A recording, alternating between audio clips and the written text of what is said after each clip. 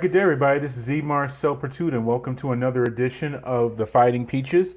We're going to be joined in a moment by Georgia Tech volleyball head coach Michelle Collier. And before we get to that, as always, to follow everything that we do, go to the mothership at thesportsinquirer.net, premier site for news and notes in the world of sports.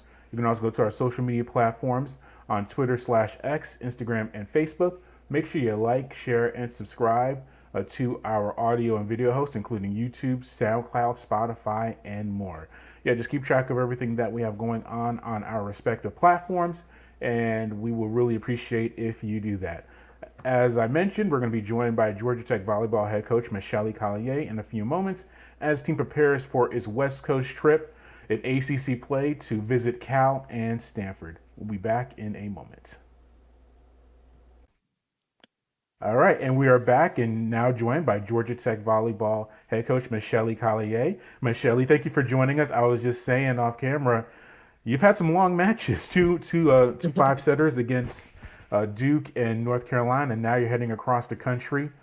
Before we get to that North Carolina match, how's the recovery process been for the team and preparing to make this long flight?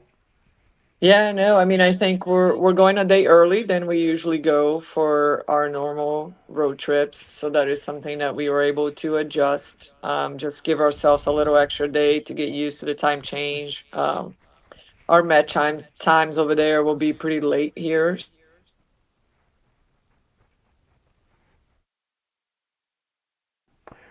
All right, Michelle, we're back. You're discussing that you're heading to California a day early, which is Yeah. a little bit unusual for your, not unusual, but a little bit different than normal travel times. But just Yeah. elaborate more on that. Just we'll get to it now. How has the preparations for making this trip gone? And are you doing different nutrition? Are you just how's this trip different than just your normal trips that you do in the ACC? Yeah, we're just really just trying to be proactive with things. I mean, obviously getting there a day early will help us. We'll try to keep them up tonight when we arrive and just kind of make sure that we're moving during the time that it's going to be our match time, and then making sure they're sleeping in, even though it's going to be a little later over there with our time here.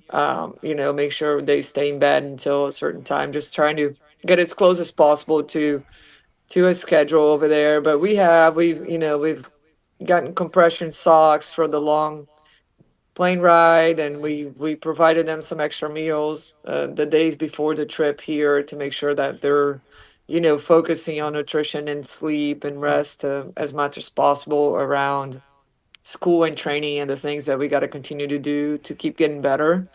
um, and just kind of understanding that it's a new reality for us. It's a mind over matter. I mean, it's hard to have this trip late in the season. Like November is a pretty hard month for us because we play, 7 out of our last 10 matches we're on the road. But we don't control that schedule, the conference does, and so we just gotta navigate. It is what it is, and we're just really try to do everything on our end to put ourselves in the best position possible to compete.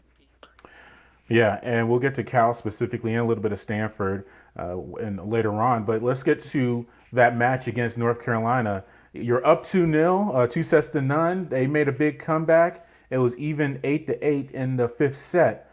Just what were some of the keys you think in that, especially in that fifth set, to overcome that adversity they put against you and emerge with the victory? Yeah, I mean, it was what we expected out of that match. I mean, North Carolina has been having a great season. They've been doing a great job, so we knew we were going to be challenged, and it would be hard to get out of there in 3 sets. I think that we tried. We gave them 2 really good sets, and then they were able to adjust some things. And I think we just kind of took our foot off the gas a little bit in our serving, which made them a little more comfortable to side out and just kind of gain momentum. But just really proud of how we were able to reset and really kind of attack that fifth set as a new match and um, start from scratch. It's really hard after you are up two, you lose two.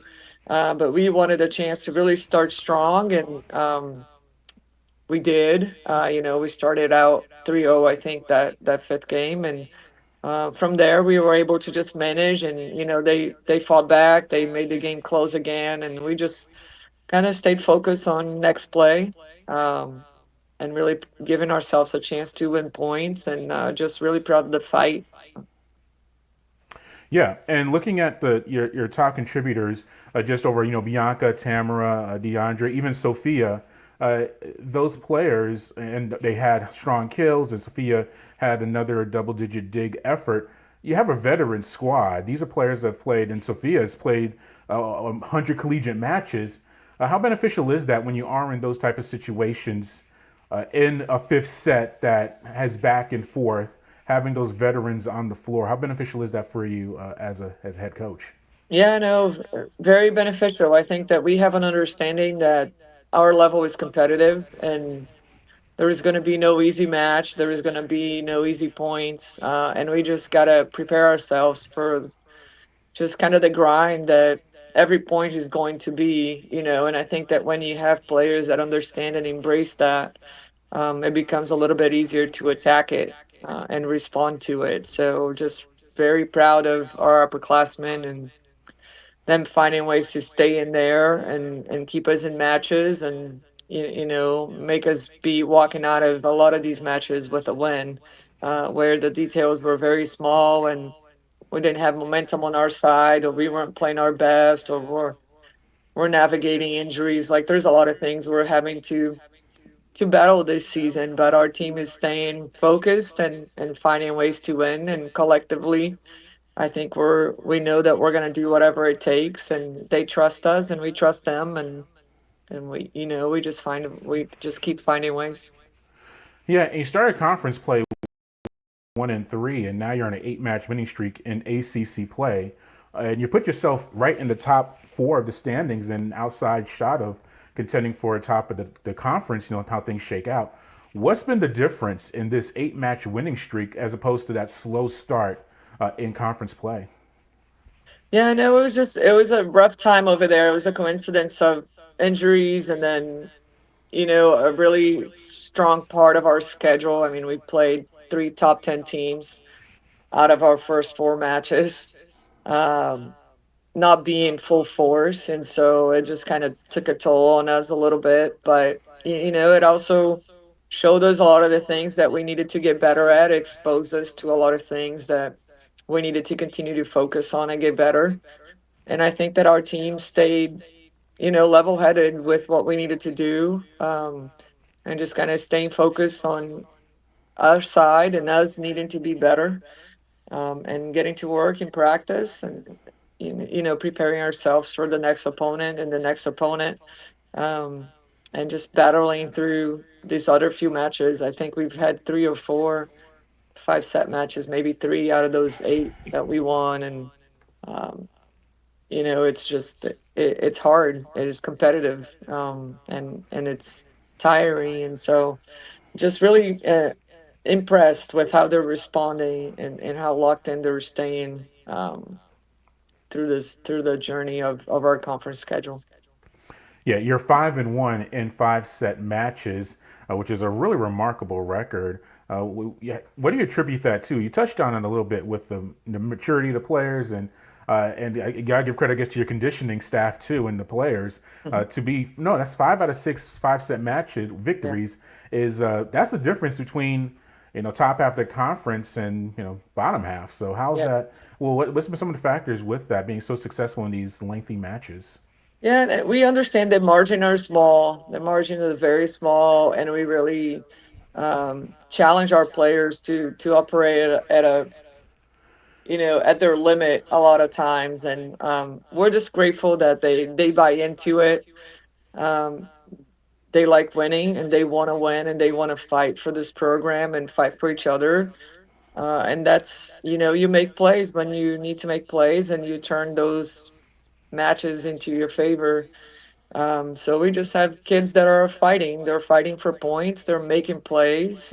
They're stepping in and helping, and they're just really finding a way collectively, for Georgia Tech to be winning. And so just very grateful for their dedication, and their bought into our mission and the things that we want to do, and fighting hard to keep us in a position to achieve our goals.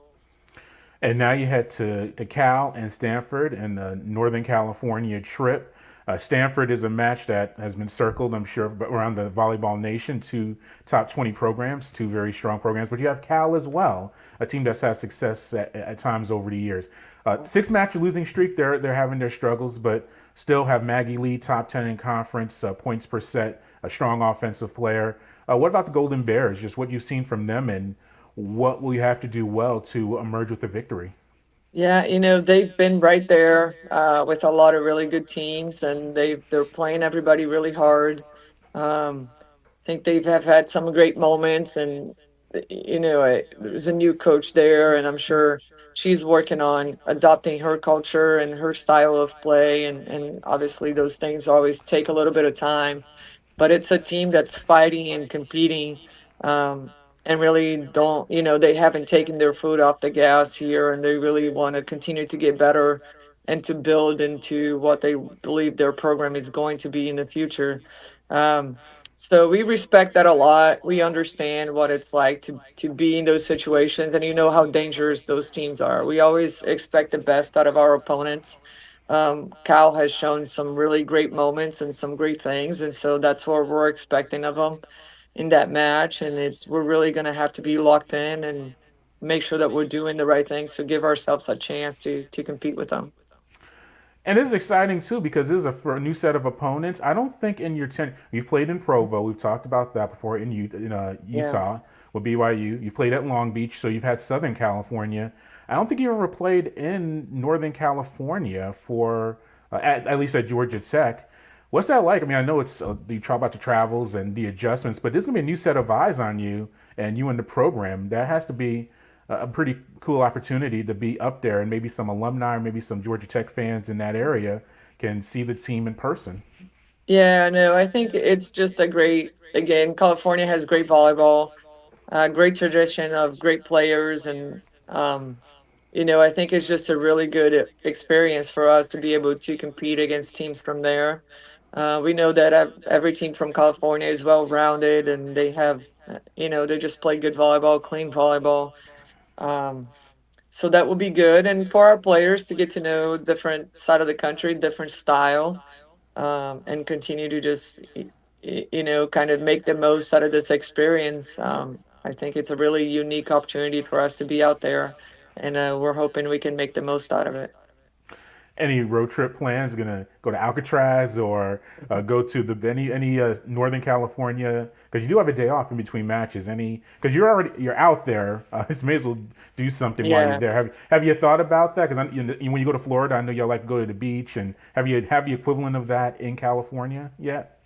we'll try. We're obviously trying to find ways to balance. I mean, our primary goal is this is a business trip, so we obviously want to be able to perform and focus on the things that we're going there for primarily. But I'm all about balance and finding small opportunities to enhance the experience. So I am sure we will find something for them to navigate. I know we have a big alumni event out that way, which would be nice. There's a lot of Georgia Tech alumni in that area, and so we'll be able to hang out and meet some people, and hopefully that for their future development and professional and career development will be great networking for our players, to be able to connect with Georgia Tech alumni out in that side of the country. So we'll do that, and then we'll see what else we can fit in without really losing focus of the primary things that we need to do, and be ready to compete against two great teams. Yeah, well, obviously, if you are in the technical field, Northern California is probably a pretty That's good right. place to pretty good place to make some connections. Well, Michelle, Yes. yeah, absolutely. We thank you for your time. We appreciate it, and we'll be keeping track and staying up late. Usually, we don't have to 10 p.m. Pacific Yeah, I Eastern. know. 10 yeah, that's usually our bedtime. No, but That's we my will. bedtime too. So I know, but we'll, no, but it's actually a pretty unique experience, I think, for to sure. see the team out there. So that'll be pretty cool. Well, thank you for your time. We appreciate it, and safe travels to California. Thank you. Thank you. And that was Georgia Tech volleyball head coach Michelle Collier joining us, and we thank her for joining the show. And as I said, they're making that road trip to California. We got well, luckily, with one of my other professional endeavors, I do work at night, so it will be nice to actually watch them play and also do my other work with the Inquirer. So it'll be a good combination of all these different things. So I'm really looking forward to that. But thank you to Michelle once again for joining us. And as always, to follow everything that we do, go to the mothership, to sportsinquirer.net, premier site for news and notes in the world of sports. You can also go to our social media platforms on Twitter/X, Instagram, and Facebook. And just look us up under Etienne Marcel Pursuit or the Sports Inquirer. And finally, make sure you like, share, and subscribe to our audio and video hosts, which include YouTube, SoundCloud, Spotify, and many more. Just look us up under Etienne Marcel Pursuit or the Sports Inquirer, and you'll be able to find us. Thank you once again for joining us on this edition of Fighting Peaches. Until next time, good fight, good night, and be safe.